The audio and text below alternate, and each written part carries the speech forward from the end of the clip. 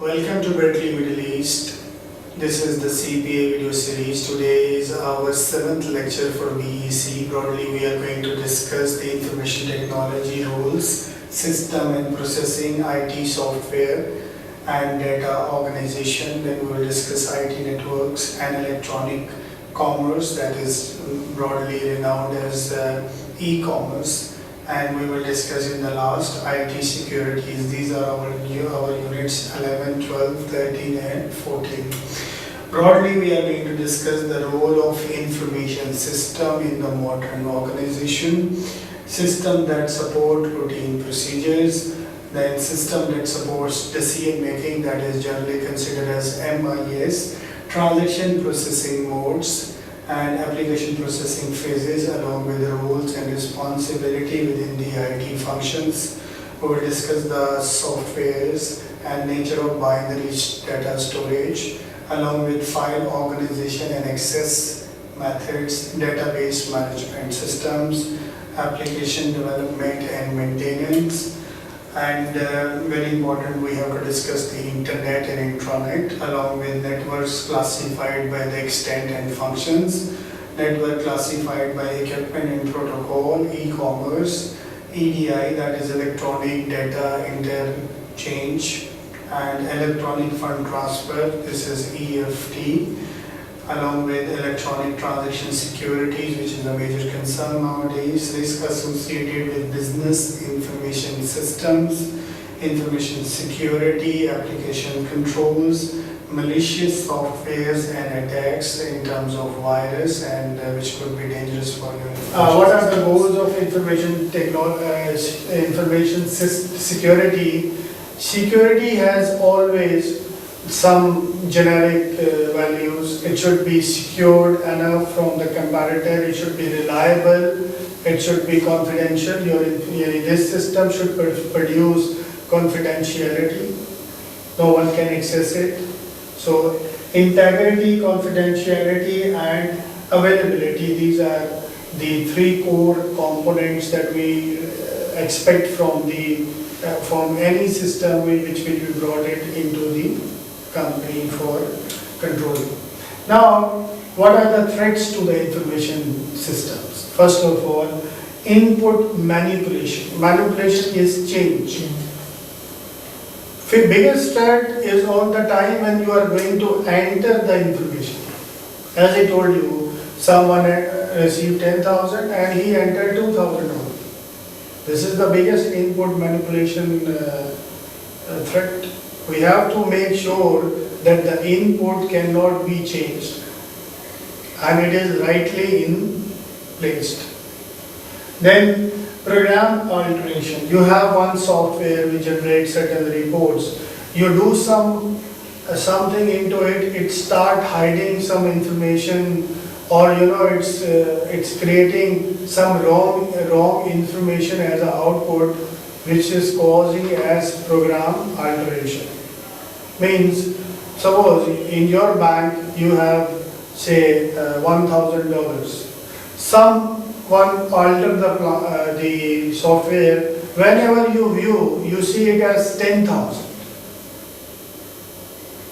So you are in a good, okay, I have money in the account.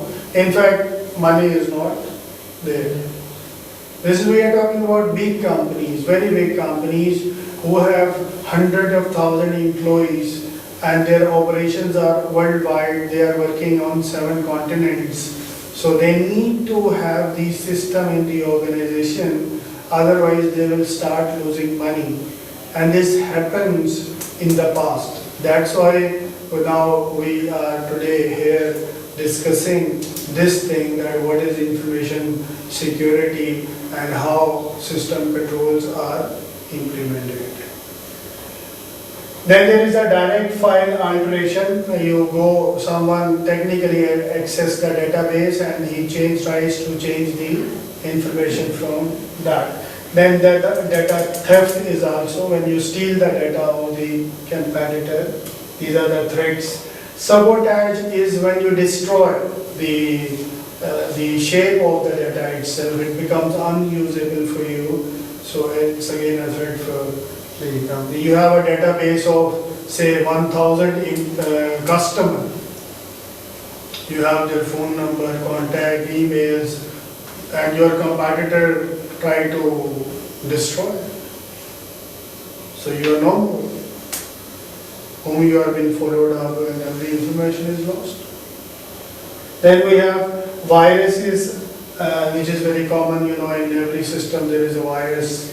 Then same like virus, there are logic bombs and the worms. These are some types of viruses, but different from virus itself. These are always in the system and activates when it is being programmed. And then we have Trojan horses. These are the software which we install in our system.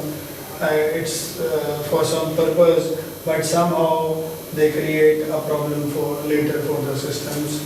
And then he says that the virus, worms, Trojan horse, these are all collectively called as malicious softwares. So that's why sometimes you receive an email, it automatically go in junk.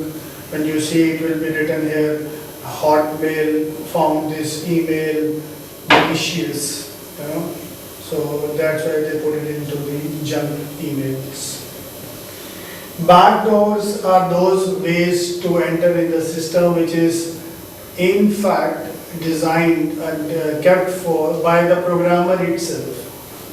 When the programmer make a program, he keep a backdoor to enter inside. In any case, he has to go or violate all the procedure. He has to go in the software and change something. But if this backdoor is been identified by the competitor, it can be a threat to your information system. Theft becomes increasing problematic with the higher portability of the laptop and palm-top computers, because everything is now portable. Information is passing from hand to hand. Previously, your system was in the office. You go clean hand, you come out clean hand. Now system is with you all time. Information is in your laptop. So security threat has already increased a lot. System development controls, there should be 4 features that we should have: input, processing, output, and storage. This is for every system. We enter something, it processes, and it gives you output in terms of reports.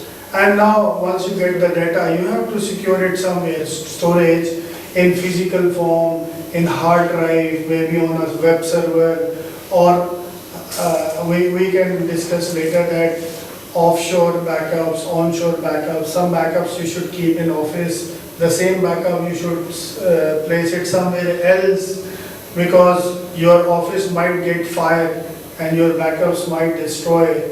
So take an offshore backup as well outside the office. It should always give proper management of the system, can enhance the accuracy, validity, safety, security, and adaptability of the control itself. So these are the features we always expect a system should give. Suppose if you work in accounts department, you make monthly accounts. You make monthly account, give it to the owner. He is expecting from you that this financial should be accurate, valid, safe, secure, and adaptable. You have adapted all the changes of the plus and minuses, debit and credit.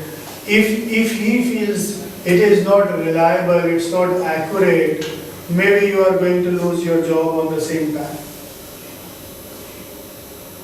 Same way, if the company believes the system is not strong, so it's a big alarm for losing money as an investor for them.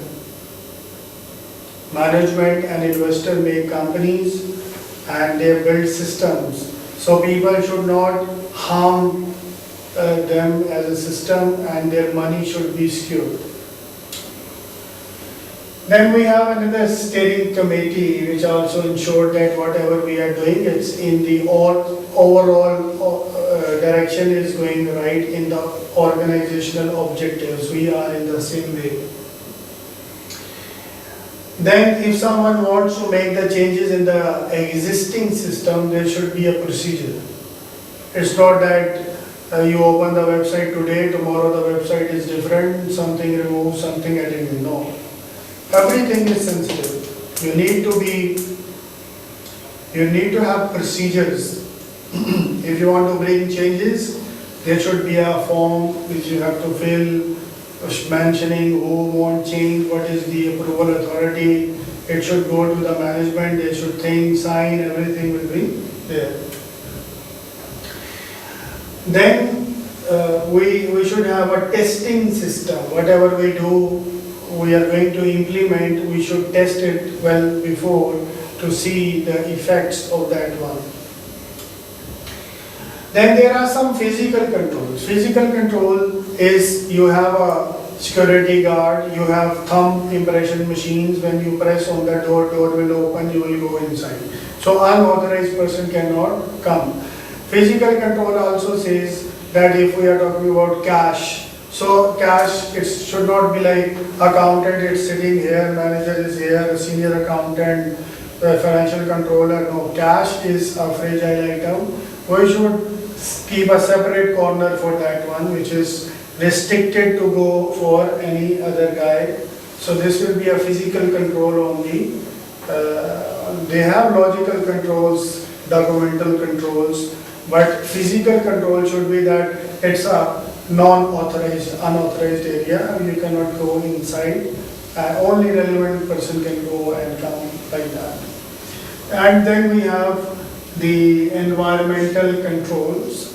I mean, it's very important for even human being and for the machines that air conditioners are working, heating or cooling arrangements are there.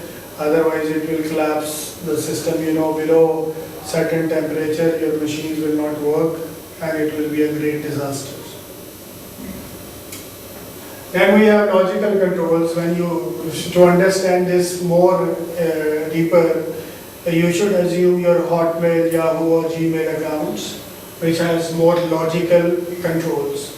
When you open your account, you need to give you a password and a username. If it match, he will go in your account. If it is not matching, he will reject your try for the login, right? Same way, authentication is the first act to ensure the logical. The person who is authorizing or trying to access the system, he or she must be having a valid ID and passwords. Then